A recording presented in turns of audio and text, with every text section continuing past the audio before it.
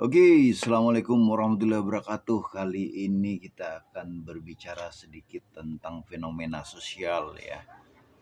Jadi sahabat-sahabat sekalian ya, kita lihat ya di beberapa hari ini, minggu ini dimulai dengan ketika seorang anak kecil memakan ayam ya. Dan dia bilang ayamnya itu nggak enak, dengan rasa keras kalau tidak salah ya.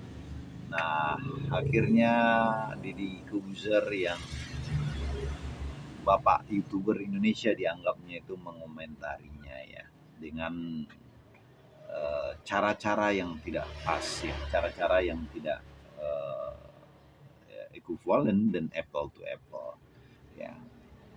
Sahabat-sahabat sekalian, di mana letak ketidakadilan dan ketidakekuivalenan ya? Jadi sahabat-sahabat sekalian, ketika ketika kita berada di dalam posisi dekat dengan kepentingan, maupun itu kepentingan apapun ya, apalagi dekat dengan penguasa, maka ada satu sifat dari kita itu yang akan tumbuh, yakni membela tanpa rasionalitas ya. Dan saya yakin sekukuh apapun kita membela atau menegakkan rasionalitas kita, tetapi kalau kita dekat dengan kekuasaan, pada akhirnya kita tuh memang harus mengabaikan rasionalitas kita. Entah itu disengaja atau memang by accident oleh alam, ya, alamnya akan memberikan kamu hukuman. Dan itu terjadi di Corbuzier sekarang ya.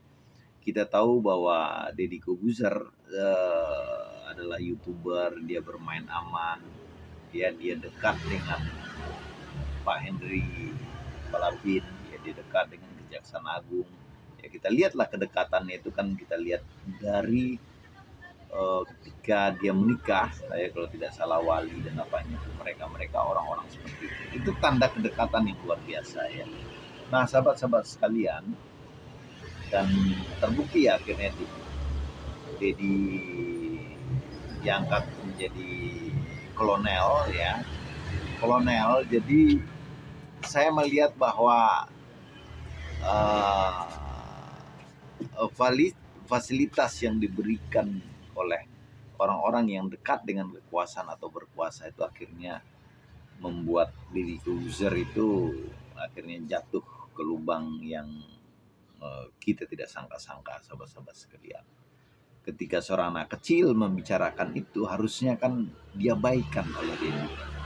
Apalagi menyebutkan PA, itulah emosional dasar inilah yang disentuh oleh Dedi, sehingga mengakibatkan rakyat bergolak ya. Antropolog ini yang disentuh oleh Dedi ya, sehingga mengakibatkan orang netizen itu bergolak dan menghujat Dedi. Dan saya rasa Dedi akan mengalami masa-masa yang cukup sulit ke depannya, karena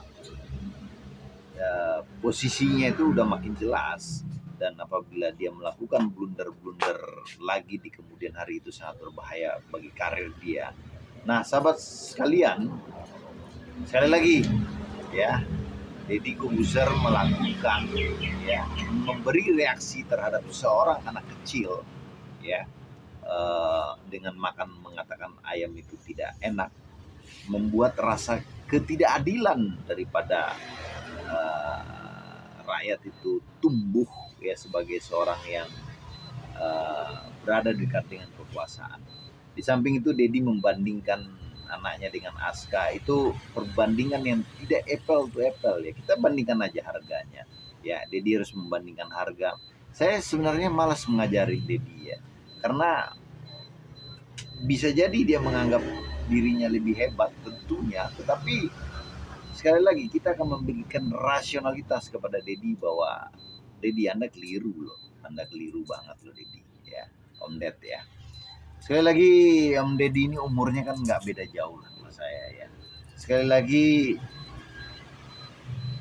kalau kita dekat dengan kekuasaan siapapun kita ya, dengan ilmu apapun, kita akan menjadi orang-orang sofis, yang selalu berbicara dengan nalar logik untuk kepentingan diri kita dan orang-orang yang memberi kenyamanan kita selama ini. Thank you.